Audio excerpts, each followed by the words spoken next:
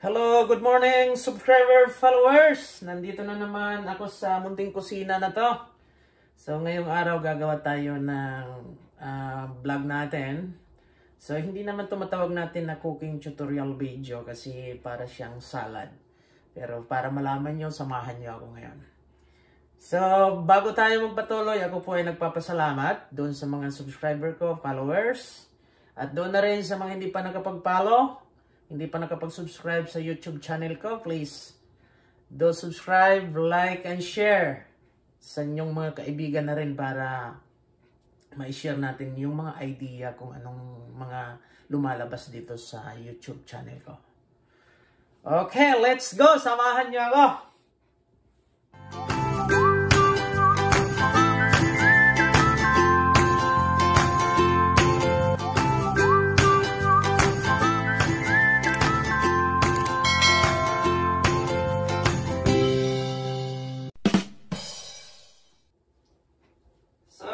Guys, ito meron tayong oysters. So ito ang pinaka main ng natin, main ingredients natin. So sa amount na mga $30, meron na tayong ulam. So ito. Oysters, yung ingredients natin. Celery, spring onion. Yep. Meron tayo rito ang cilantro, shallot. Alam niyo itong shallot, parang onion din ito. Pero if you don't have any shallot, you can use ordinary onion, white, red, or whatever. Tomato, and of course hot chili, lemon, red bell pepper, ginger, pipino, black pepper, of course salt, and apple cider vinegar. If you don't have any apple cider vinegar, you can use ordinary vinegar. What kind of vinegar you want. So you can use. So before we start, naikakat natin yung mga ingredients natin. Mawawala muna ako sa anino nyo kasi i-on ko yung tubig natin para kumulo. Kasi ito, pakukuluan natin ito. To make it sure na mamamatay yung microbe dito. Kasi ito, fresh ito siya na oysters. Okay?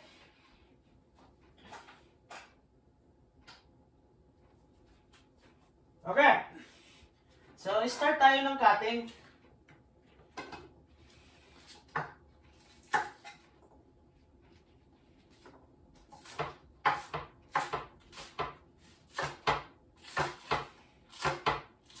So, nag-gloves ako ngayon kasi, ano to eh, parang salad.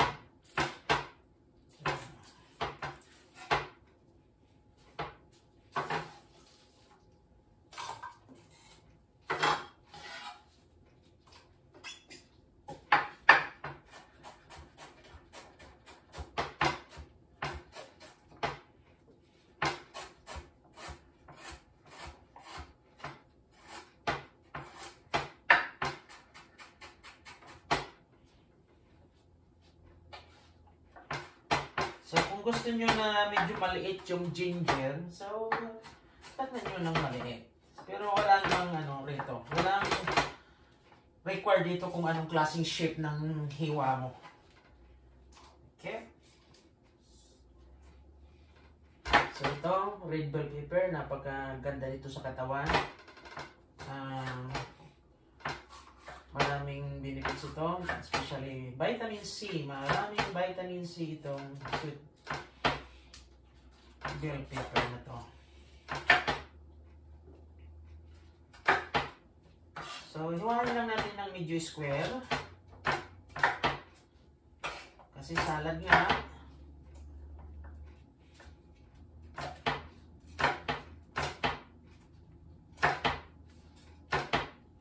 So, huwag kayong magsawa kung pinapakita ko itong paghiwa, ha? Yan. Baka sabihin nyo, pati paghiwa, pinapakita ko. Okay lang yun. At saka huwag kayong magsawa kung medyo mahaba ang video. Ganun talaga. Kasi sa pag-prepare ng pagkain, wala tayong shortcut. Yung iba, kikita natin sa social media, sa ibang mga YouTuber, napakabilis ng proseso ng pag-prepare ng pagkain. Pero sa katunayan talaga, inaano lang nila yan ang i-edit para mabilis. Dito, walang edit dito.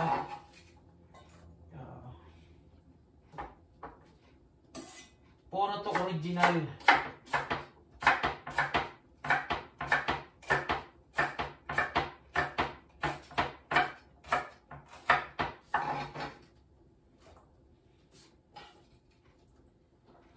So, yung tomato natin, pwede rin yung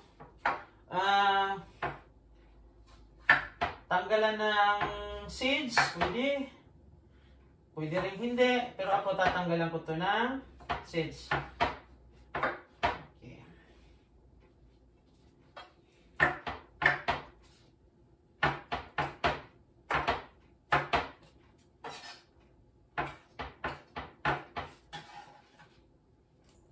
Yan.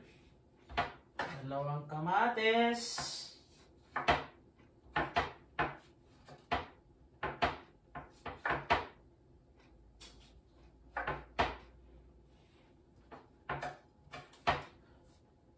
So, yung tubig natin malapit ng kumulo. Huwag aalis, huwag aalis. At huwag na rin nyo i-skip yung mga ads. Tulong na rin nyo sa akin yan.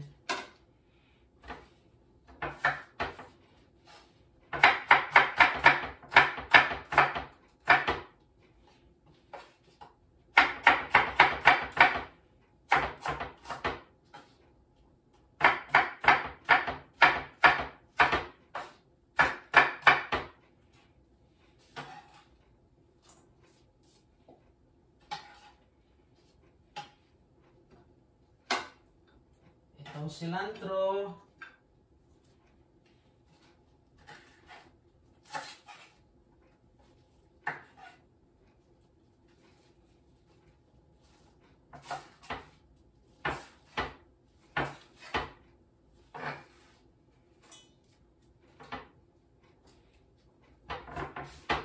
Pipino, napakalaki. Pampail talagang pipino. Yan, napakalaki ito. Huwag mag-isip kung ano-ano.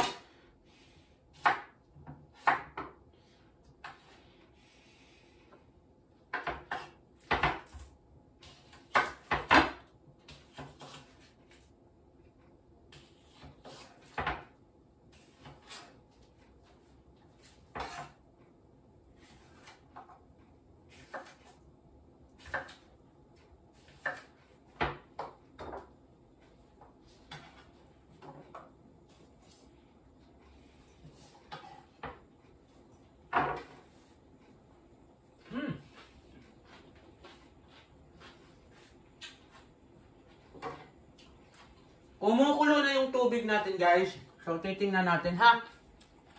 So, bubuksan na natin tong lata ng oyster. Okay? So, tanggalan natin ang sabaw.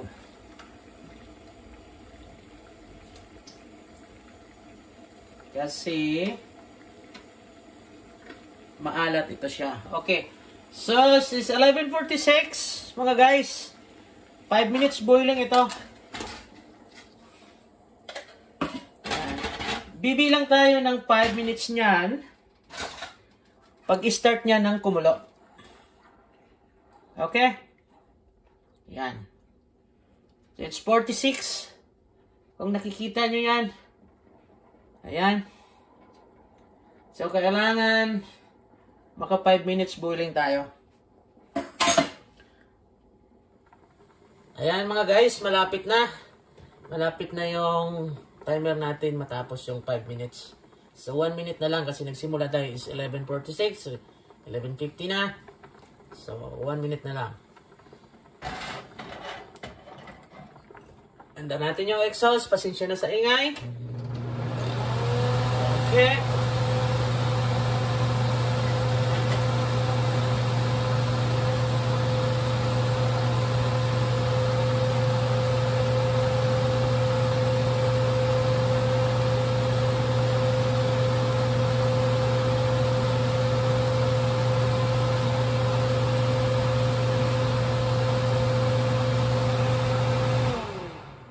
So, ayan na guys. 11:51, so it means 5 minutes na. Turn off. Okay, sasalain natin siya ngayon. Alright. So, ang iba nito guys, yung iba, hugasan pa rin natin. Yung iba nito, hilaw, pero maabwa para ma-avoid yung ano natin, yung ika nga, yung microbio na hindi natin alam, kaya pinakuluan na natin ng 5 minutes.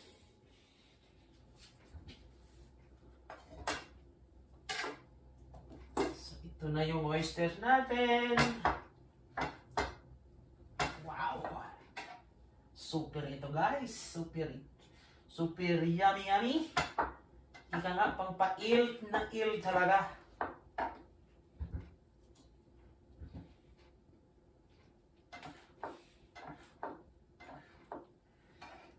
So kung gagawa kayo sa kusina nyong ganito, kung gagawa kayo ng ganitong pagkain, huwag nyo talagang i-overcook ng more than 5 minutes kasi hindi na siya maganda. Mawawala yung lasa niya.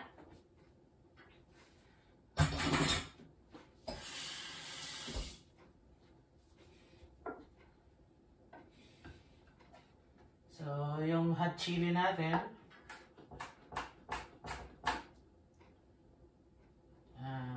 gagamitan ko ng half lang kasi napakaanghang ito. Lang natin.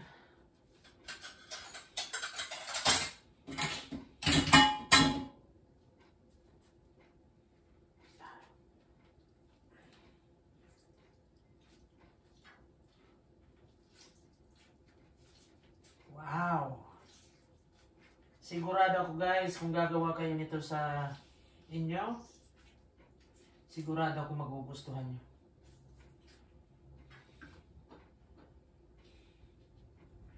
At saka napakasustansya nito. Lalo na doon sa mga, alam mo na, yung mga medyo may hina ng tuhod. Yan, napakasustansya nito. So, black pepper.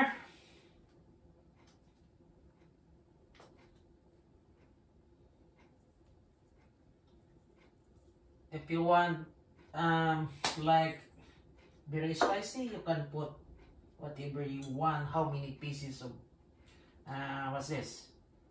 Hot chili or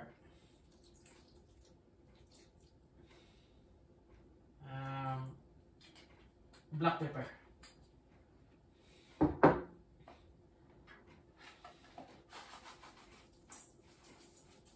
Salt, not too much. Wow.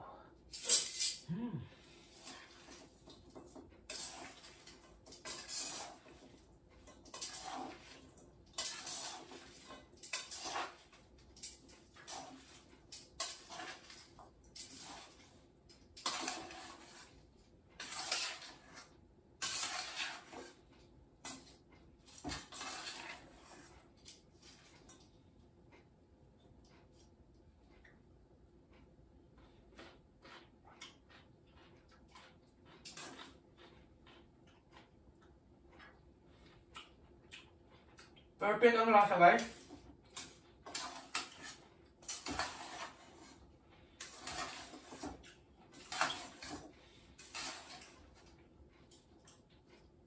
Pwede ito pang pulutan.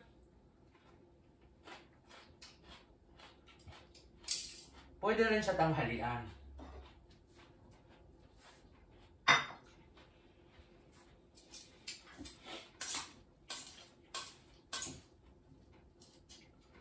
Wow!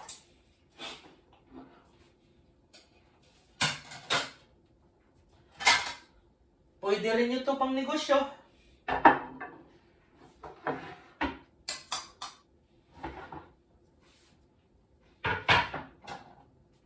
Kung mayroon kayong mga karinderya, restaurant, pwede na ito. Yan.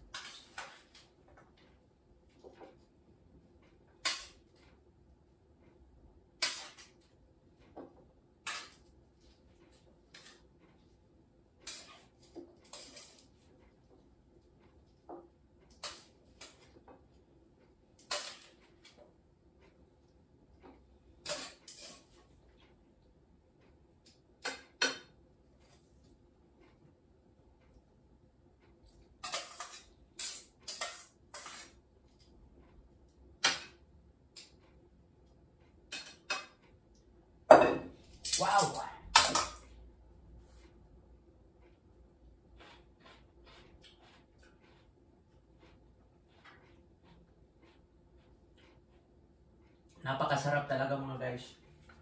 So, ito na. Ready na yung salad natin. Yan. Ipupokus natin yan.